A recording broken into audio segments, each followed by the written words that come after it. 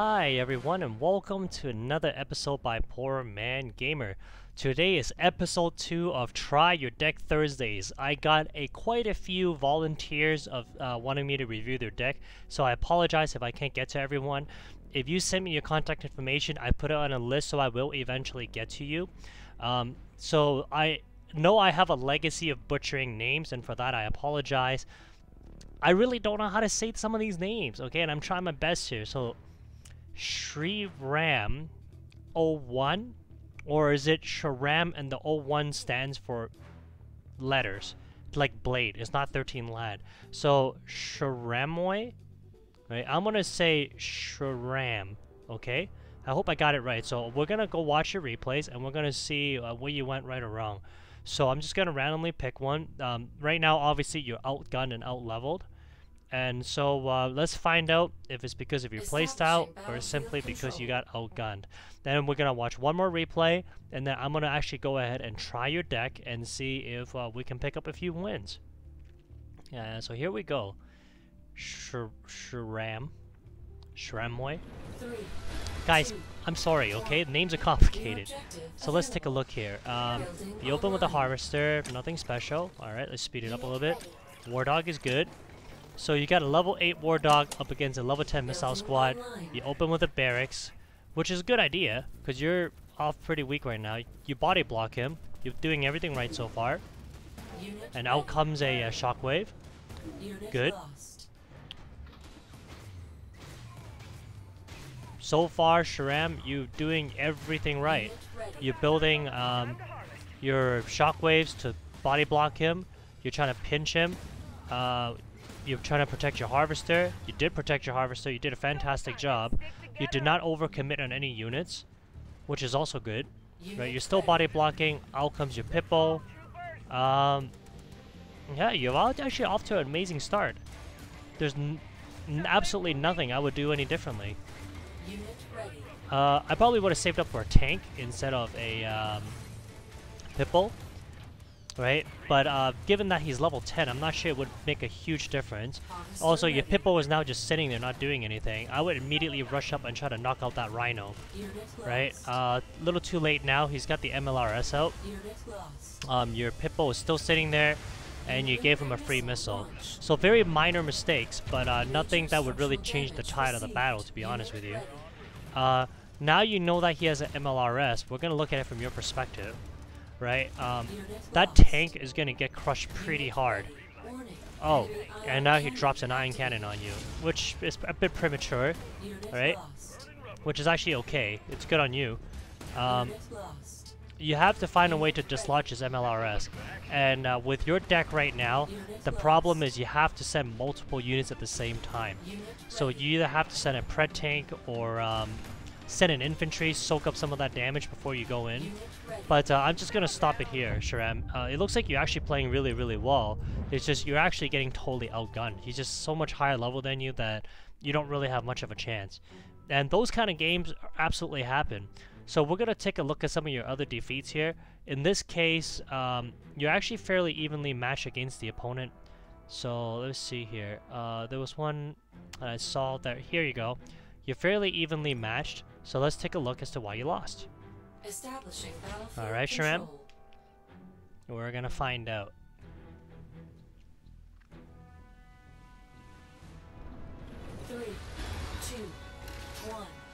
Alright, let's take a look here. You open up here with a Harvester. You open with a War Dog to Scout. Yep, everything looks good so far. Right? The only thing is, I noticed you never actually scouted him. So that's something I would consider changing up a little bit to see if he actually opened up with double Harvester. It's also okay to pressure him a little bit more. With the pred tank, I would retreat as well, so I think you're doing good. It's not a bad idea to actually run that pred tank up to the top. Unless, oh, you're rolling like MLRS. Alright, interesting. Definitely protect it with your Pitbull, which you're doing. Bang, bang, bang. Great job, great job. Right? Oh, excellent. Look at that. Finish off that War Dog. And you roll another Pitbull. Fantastic. You're playing wonderfully. I don't see how you could have lost. I mean, you're doing really well. I would retreat the MLRS now because you see the number of jump jet troops that are coming out. And now will be a very good time to roll out that shockwave. So I think now it's outcoming. Oh, interesting. You rolled out a Talon. Alright. Let's see how you're going to use it. So you're protecting your Harvester, which is fantastic. You're playing well. Right? Good, good, good. Ooh, MLRS wasted 3 shots there on the Pitbull. So you're on 2 tiles, you're keeping the missile going. But you should have an economy. You got 70 Tiberium, so you roll out a Pred tank, which is great. I would have pulled those Talons back. They're just taking fire for no reason. You just lost it on the top there. You could have pulled back your Talon. Pred tank go down, shockwave go up. There you go. You got it. So far so good. Yeah, you're pulling the shockwave down. That would have been a time to move that Pred tank back up. So during that time when that jump jet was encountering you, just do a quick swap and just switch places with the shockwave troop. But you're playing really, really well. You're holding 2 tiles. Out comes a field. You have time right now to switch spots. Excellent, excellent. Pull that. Oh, you didn't move that second Pitbull. Oh, okay, I see. So you lost that second missile. Well, I'm gonna assume you lose it here. So I'm not sure why'd you roll your shockwave all the way back that far. You didn't need to do that. You should have pressured him and moved the shockwave up. Don't worry too much about that Lieutenant Strongarm. Because it's not the end of the world, right? They're not that strong. So let's see here. Yeah, you're doing well. You've got an economy. You're not building a Harvester, which is the right move, right? You're encountering it. Yep. War Dog is great. Ran across a jump jet troop, which is painful. Nice. So, I don't know if you realize this, but you don't have a Harvester. Swap places. The Pitbull and the Shockwave, I would have swapped places right away. Right? And out comes your War Dog, which is also good. I would send an infantry unit up to the top right if I was in your position. Right? There's still time left on the clock. And rolling out a whole bunch of War Dogs to try to win this missile is not a bad strategy, actually. But you do have time right now to roll out another Talon, which you could have used. Shockwave is a great troop to use right now. You're contesting it. Unfortunately, yeah, I think because you forgot to build a Harvester, you weren't able to get this match. But you played exceptionally well, Sharam. So, Sharam. Yeah, you played exceptionally well, so I'm not sure there's anything I could have done differently. So I'm going to pause this video now because I've been requested to actually go ahead and try these decks and then instead of playing it live, watch the replay. So we're going to pause it for a second, we're going to come right back. And we're back. That pause obviously meant nothing to you guys in real time, so I'm going to go ahead and show you a match on exactly what I feel the problem with this deck is. So we're going to go through, I guess, this loss first. And I'm going to show you the roadblock that I encounter. And Sharam, I think the biggest problem you have with this deck is I don't know why you are using General Solomon. The Ion Cannon, in this case, offers very little value to the deck that you have. Because you use fairly light units for the most part. And you should be the one pressuring the enemy Harvester at all times. So it doesn't really offer much value. I open with a War Dog here. And I'm basically just trying to block him off, and I'm able to successfully entirely block him off from attacking my Harvester. I open with a War Dog, things are going okay so far, right? And we're able to take care of him, so now it's time to pressure. I actually try to roll out an MLRS and try to sneak it across the bottom. Unfortunately, I ran into a Scorpion tank.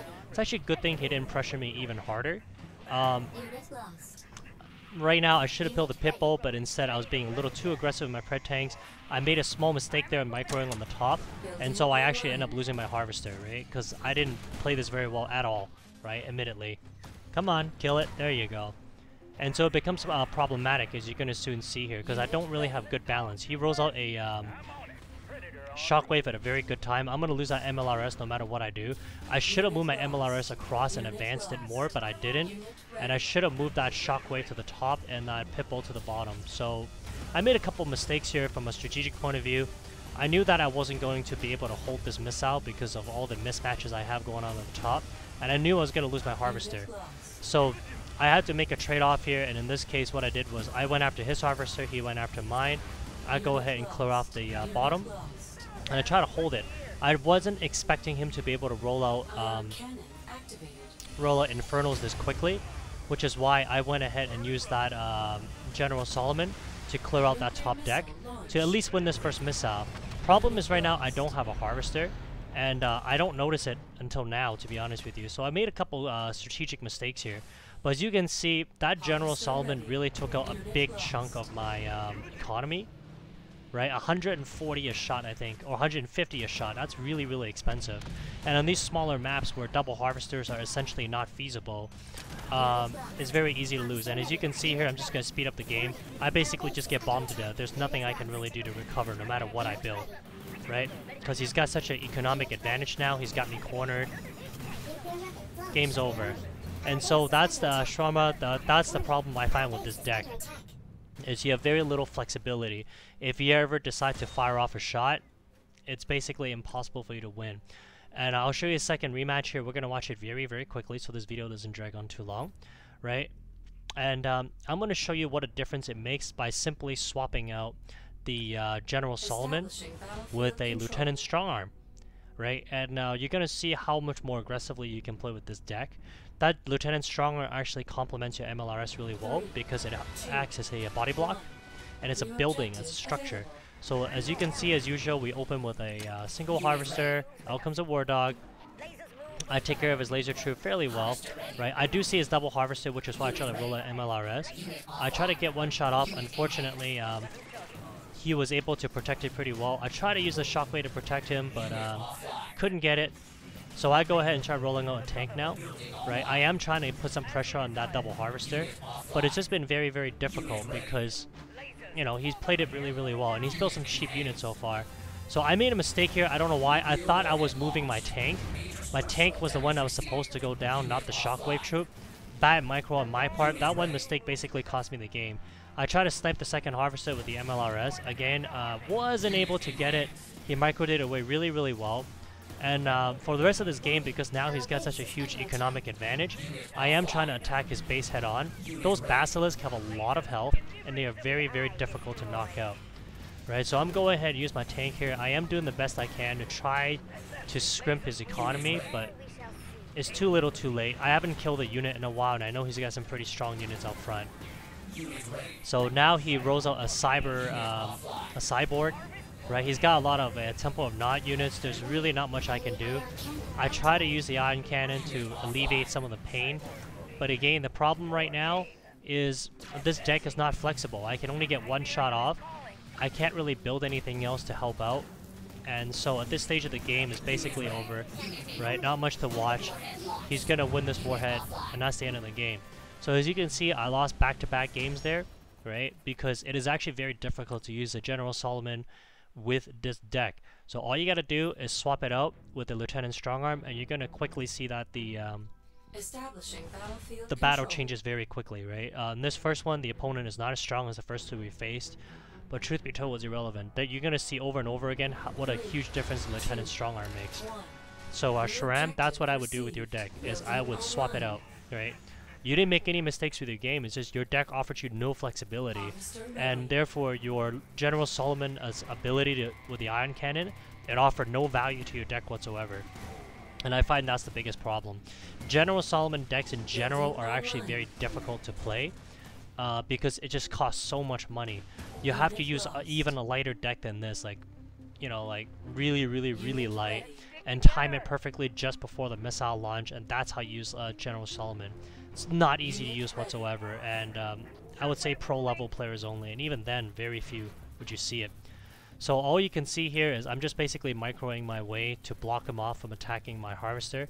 I'm not here to go pressure him in any sense. He's charging him a missile for me. It's not until I have my tank good and ready to go that I begin to start rolling out my units. So you're going to see here the power of the Lieutenant Strongarm. Right? You see how I purposely left my Shockwave there to soak up some damage? Because I was able to do that, soak up just a little bit of my Shockwave, my Lieutenant Strongarm was able to hold a really, really strong position in the middle with that tile there. My Pitbull is going to take care of his units. I'm going to go ahead and move my Rhino down to start pressuring his Harvester. His double Harvester is essentially a single Harvester because he's not harvesting. right? I go ahead and just try to pressure him more. I don't know why my pred tank keeps moving back and forth like an idiot. That's totally on me. Again, take a look at this. Second time now the Lieutenant Strong has been able to roll out. I should have moved out my War Dog a little earlier. I didn't, so now I'm finally moving it. And as you can see, look at the tremendous amount of pressure I'm able to put on this opponent. I'm not even attacking the right units here. I'm just leave my pred tank there because I just don't want him to harvest. You see that? I'm able to completely block him off from harvesting. And we're gonna win this missile. There's no doubt about it. Right? So we go ahead and win this first missile. I go ahead and I really should move my pred tank. I don't know why I'm still standing there. But as you can see, there's the Lieutenant Strongarm pressuring his harvester even more. And now out comes the MLRS. Look at the difference this makes. With the Lieutenant Strongarm, it complements the MLRS really, really well. And it allows me to go ahead and have complete control over his Tiberium field. He isn't able to harvest whatsoever, and I'm not letting him build an economy. I block him off once again. I go ahead and roll out a Talon, which holds up decently against his missile squads. I park my pred tank there, not because I think it's going to do any damage against his missile squad, but because I just want to block him off entirely. Again, the Lieutenant Strongarm, if you take a look at the middle, protects the MLRS really, really well until my Shockwave is able to step in.